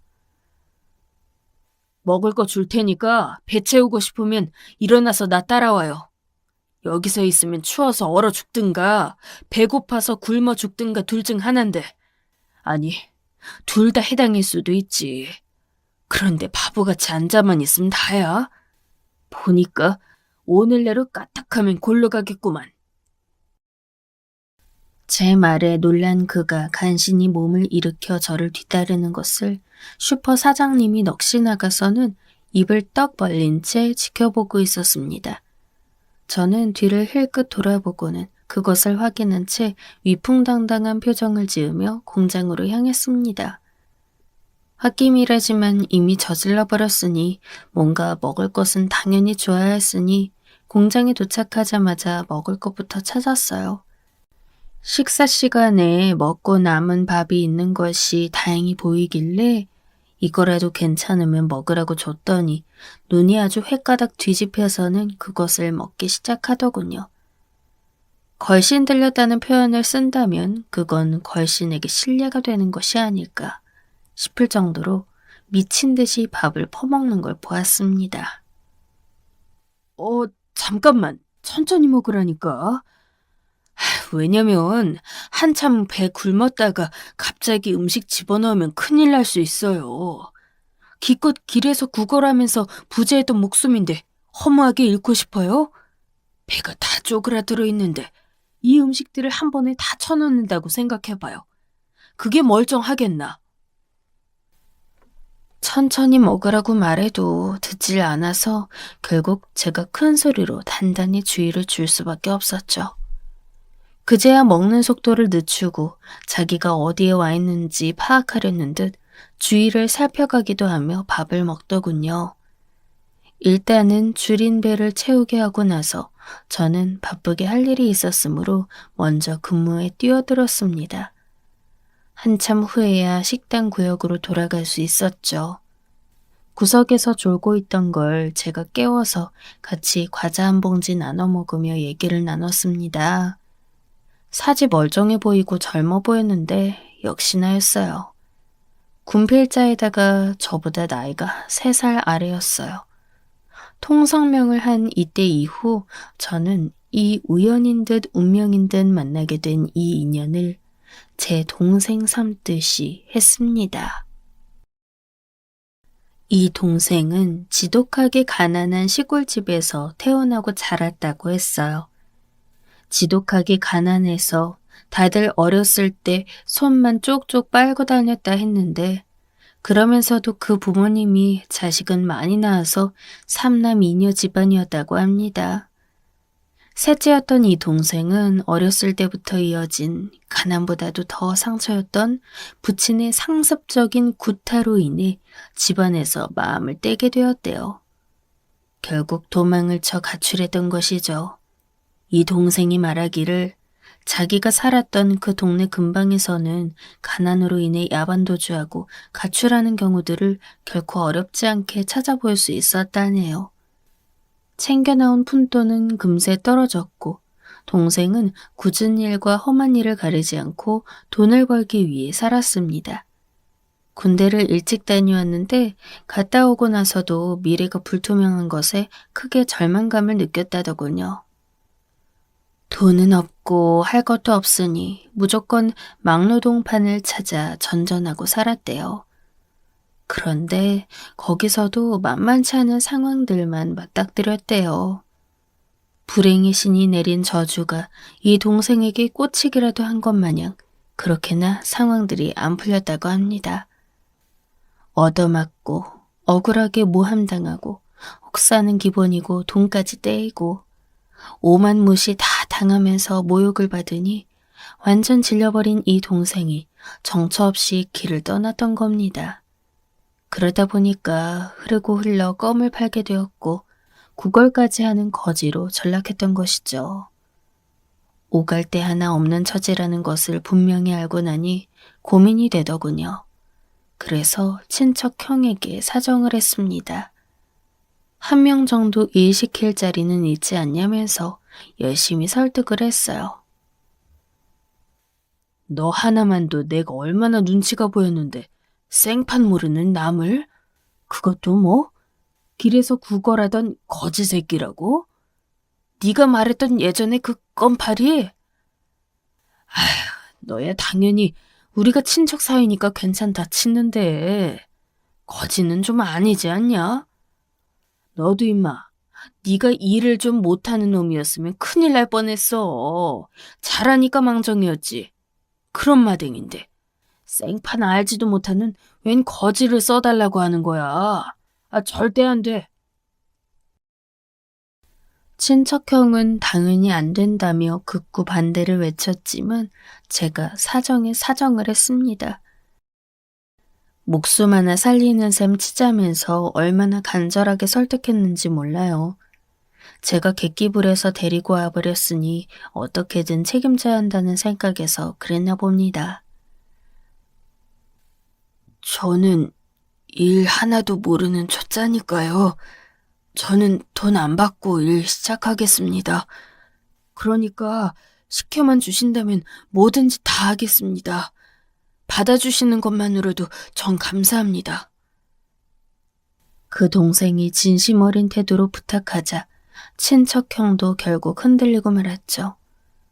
그 공장에 제대로 된 복지시설이야 없었지만 자려면 얼마든지 잘 때는 있었고 밥 먹고 씻는 것도 가능했으니 경비도 겸할 겸 머물게 해주는 것이 가능해 보였습니다.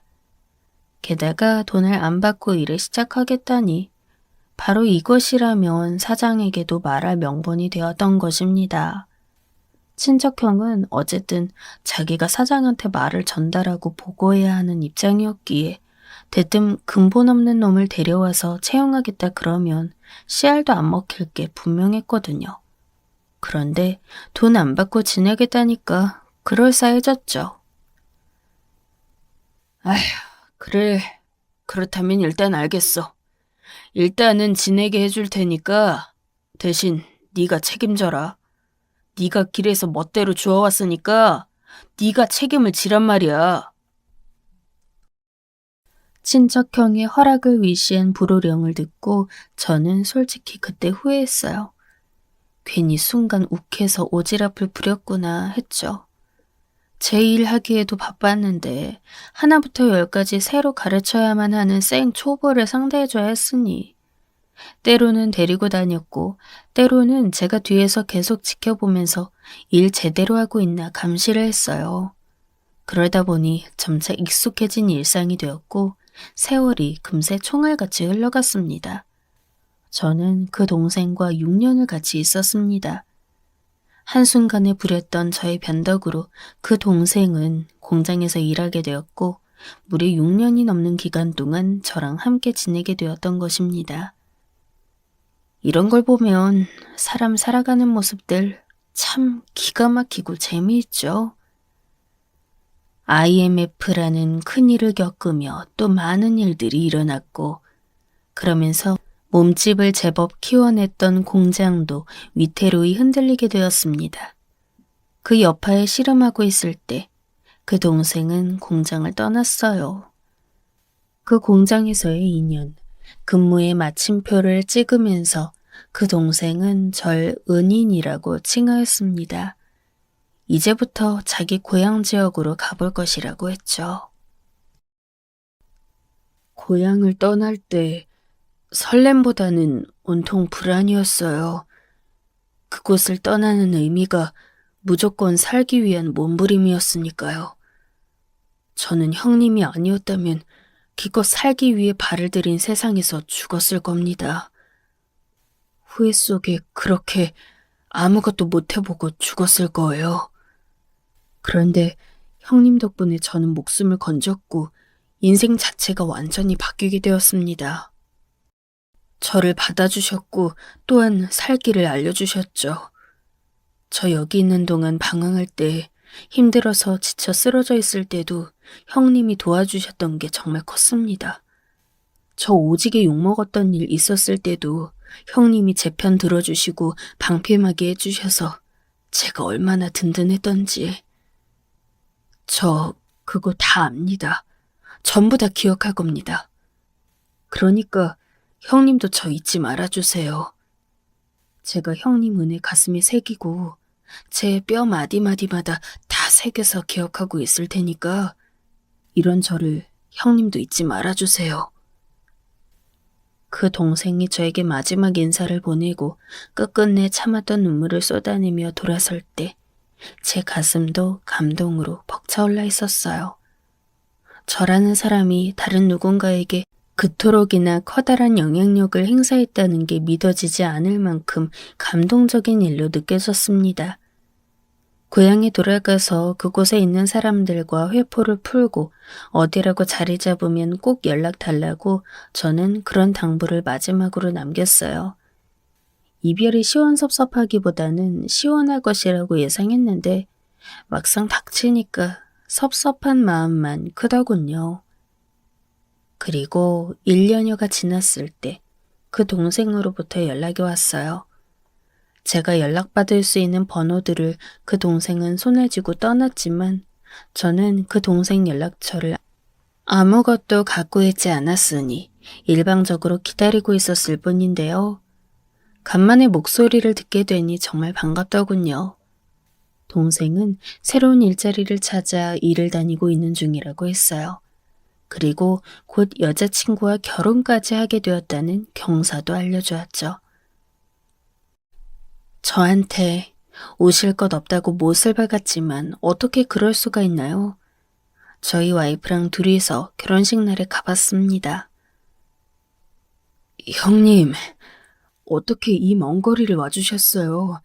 5시간은 좋게 넘게 걸려 오셨을 텐데. 이렇게 좋은 날에 왜 울려고 하고 난리야? 얼굴 펴. 새신랑이 활짝 웃어야지. 야, 너 이렇게 차려입으니까 멋지다, 어? 태가 난다. 그 동생이 저와 제 아내를 보자마자 울컥해서 바로 울려고 하기에 제가 막았습니다. 하마터면 결혼식 시작하기도 전에 우는 새신랑을 볼 뻔했네요. 그 후로도 그 동생과는 종종 연락을 했어요. 그러다 뭐 때문이었나? 하여간 시간이 점차 많이 흐르면서 연락이 뜸해지게 되었죠. 다른 건 아니고 따지고 보면 이게 다 제가 바쁘다고 탓을 해서 그렇게 됐습니다. 세월이 흐르고 난 뒤 제 그 친척 형은 아메리칸 드림을 꿈꾸면서 재산 다 처분한 뒤 가족과 미국으로 떠났어요.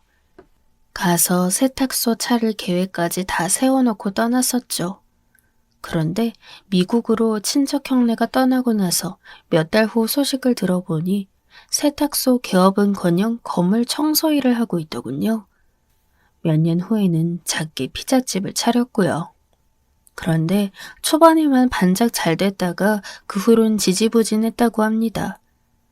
미국이 참 넓어서 살기는 좋은데 가끔은 좁아 터진 한국 사회가 그립다면서 징징 우는 소리를 그렇게 해요.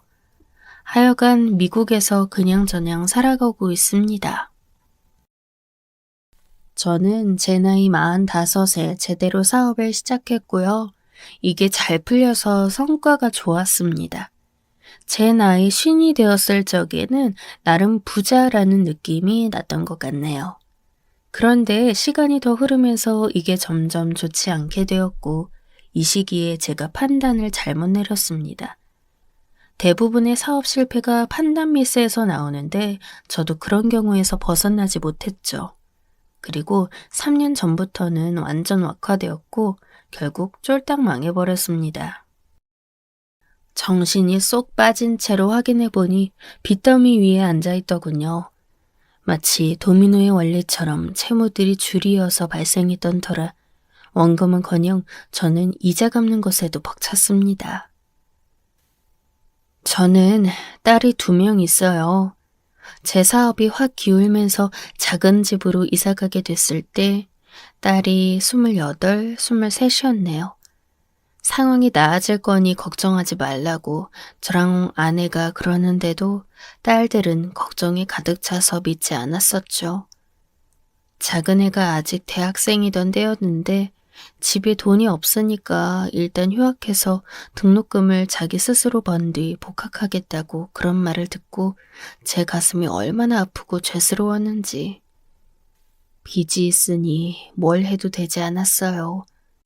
빚이 발묶여 있었으니까요.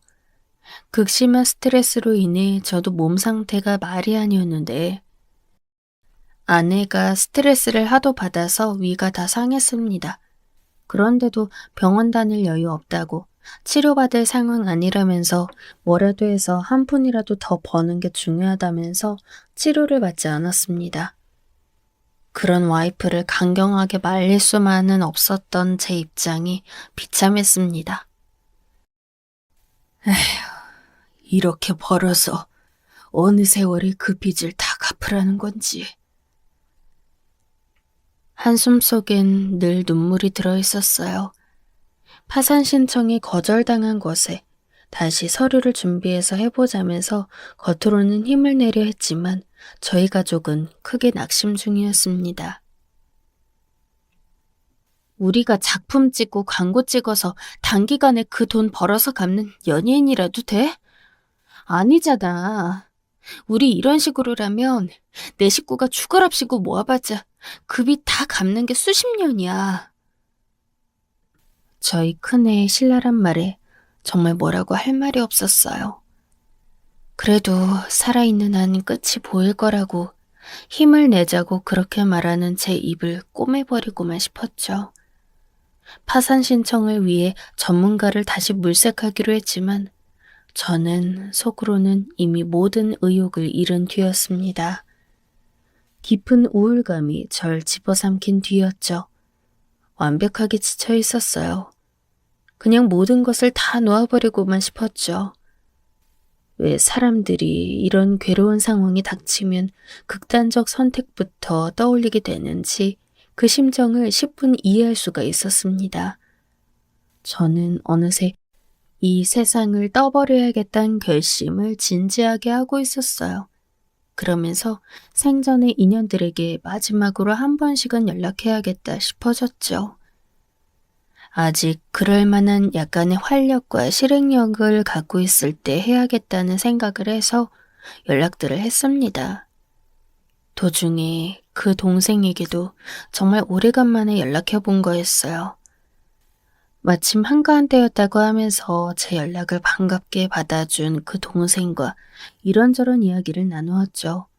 주로 옛날 그때의 이야기들이었어요. 저도 옛날을 회상할 수 있어 좋았다는 생각을 하며 통화를 마무리했는데 몇 시간 후에 그 동생으로부터 문자가 온 겁니다. 형님, 정말 오래간만에 목소리 들으니까 좋았습니다.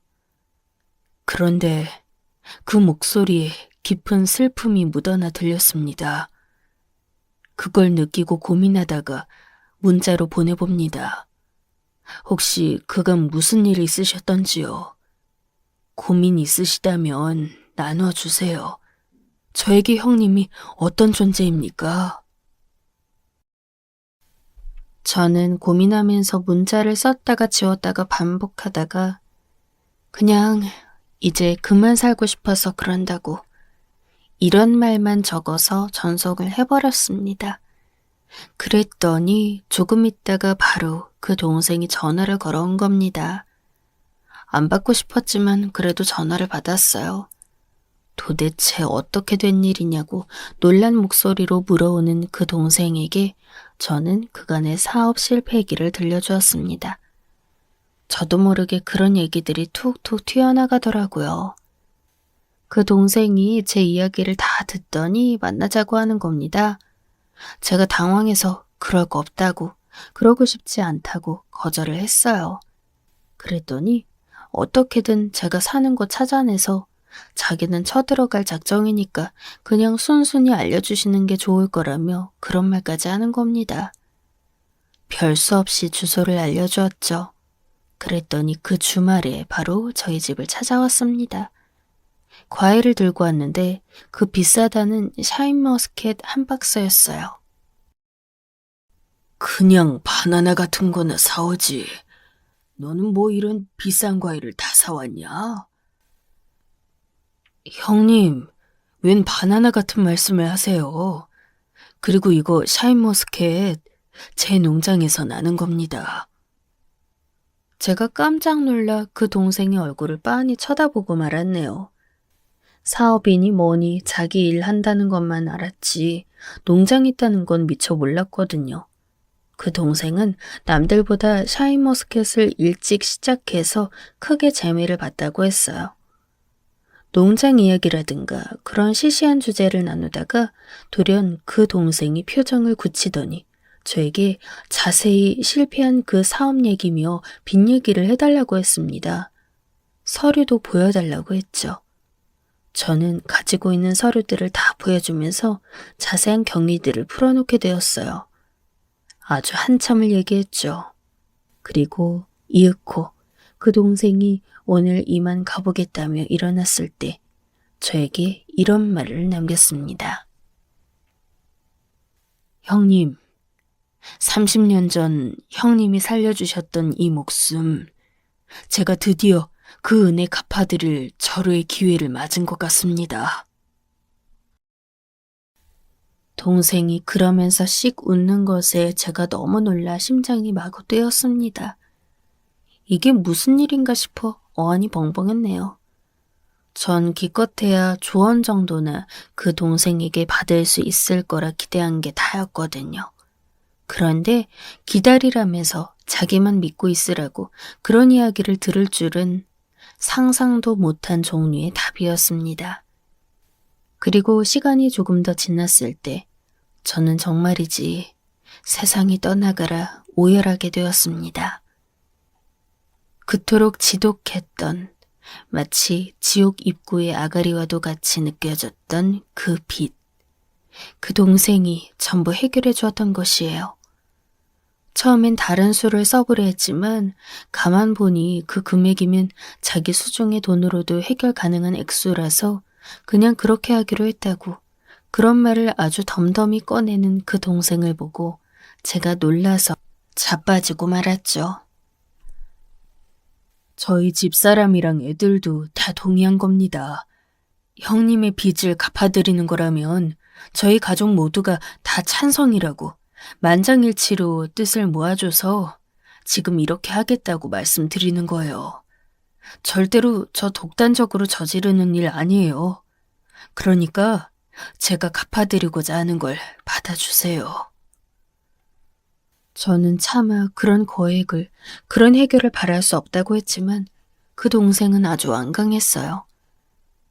제 아내와 딸들에게도 이 사실을 알려주었는데 다들 놀란 마음에 그리고 또 감사한 감동으로 눈물을 보였죠.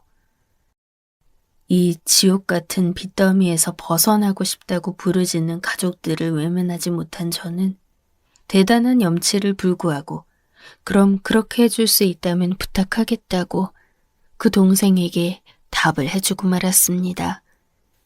그렇게 그 동생은 제 빚을 모조리 다 청산할 수 있게 해주었어요.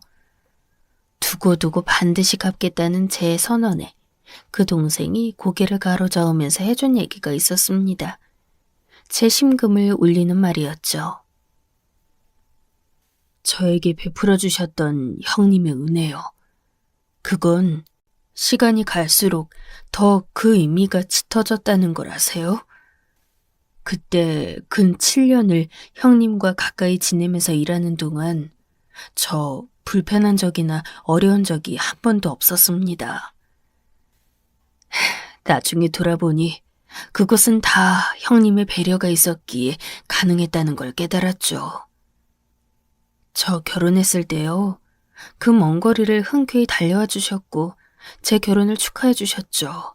그리고 무려 축의금을 100만 원이나 주고 가셨던 거. 제가 집사람과 감동해서 손잡고 같이 기도했습니다. 이런 귀한 인연이 거름하여 축하해준 결혼이니까 우리 반드시 잘 살아보겠다고, 그럴 수 있게 해달라고 하늘에 기도를 했어요. 부부의 연 깨트리지 말고 잘 지내자고 그때 서로에게 맹세했었죠. 그날의 기억 덕분에 저랑 집사람 잘 살았습니다. 서로 싸우기도 하고 살면서 많은 순간들이 힘들게 닥쳐왔지만 그때를 떠올리며 모든 고비들을 넘어왔어요. 구걸이나 해댔던 저에게 선뜻 내밀어 주셨던 형님의 손, 그 손길을 기억하면서 제가 이악 물고 성공가도를 달려왔습니다. 성과가 미흡할 때마다 전 스스로에게 말했어요. 아직 아니다. 나는 아직 완주하지 않았다. 나는 더 나아갈 수 있는 사람이다. 바로 이렇게 마음먹을 수 있는 발판을 마련해 주셨던 것은 형님이었어요. 저라는 사람에게 형님을 만났던 과거가 존재하기 때문에 모든 것이 가능했습니다. 형님, 제가 옛날에 그랬었죠? 저는 형님의 은혜 반드시 다 기억할 거라고요. 그러니 그런 저를 기억해 달라고요. 형님, 옛날의 저를 아직 기억하십니까? 그 동생의 질문에 저는 눈물을 쏟으며 차마 울음이 터져 나올까봐 섣불리 입을 열지 못했어요. 다만 눈물을 흘리며 고개를 간신히 끄덕거린 것이 대답이었죠. 그러자 그 동생 역시 눈시울이 붉어져서는 저에게 말했습니다. 형님, 저는 지금 이렇게 쓰게 된 돈이요. 금액이 얼마든지 괜찮습니다. 진심으로 조금도 아깝지 않아요. 아주 후련할 뿐이고 감사할 뿐입니다. 저는 제가 응당해야 할 일을 했을 뿐이라고 그렇게 생각하거든요. 어쩌면 전 이 순간을 위해서 그렇게 돈을 벌며 달려왔던 것일지도 몰라요. 비워진 것만큼 다시, 아니, 그 이상으로 채워주실 하나님의 예비하심을 전 믿고 기다리면서 앞으로를 살면 됩니다. 저에겐 어떤 길이든지 그저 은혜일 뿐이니 무조건 감사하는 마음이에요. 형님, 인생은 돈이 다가 아닙니다. 절대로요. 그런데요, 이 돈이란 게 없으면 인생을 살아간다는 것 자체가 불가능해서 성립이 안 됩니다. 제가 그래서 옛날 그때 죽을 뻔했던 거 아니겠어요? 이 돈이란 게 없어서 그대로 마감할 뻔했던 제 인생 구제해 주셨던 게 바로 형님이었죠. 형님의 인생이 여기서 끝나지 않고 더 이어질 수 있게 한 것이 제 손길이란 생각에 저는 진짜 행복하고 그걸로 만족하고 그렇습니다. 형님, 그러니까 앞으로도 살아가십시오. 저희 아직 앞날 창창한 중년이잖아요. 완주를 향해 멋지게 더 달려가 봅시다. 눈물로 앞도 잘 안 보일 지경인데 가슴이 터질 것 같았습니다. 그러고 나서 그 동생과 얼싸안고 얼마나 흐느껴 울었는지는 굳이 다 묘사하여 적지 않아도 될 것 같군요. 태어나서 그렇게 골이 깨질 듯 실컷 울어본 건 처음이었습니다. 더할 나위 없는 감동과 벅참이 제 속에 자리하고 있는 것이 느껴졌습니다. 그 후로는 저는 그 누구에게라도 떳떳할 만큼 열심히 살아가고 있어요.